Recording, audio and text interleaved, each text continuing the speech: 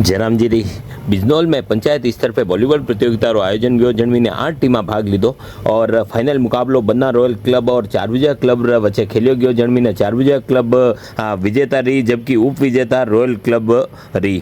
Final match रा मुख्य अतिथि रूप में सोहन जी गायरी, प्रवीण जी चुंडावत, कपिल जी, युगल जी, जीवराज जी, सुरेंद्र जी, ललित जी, मोहन जी, कैलाश जी, हरीश जी, अरुण जी, दिलीप जी सहित बड़ी संख्या में ग्रामीण और खेल प्रेमी मौजूद था।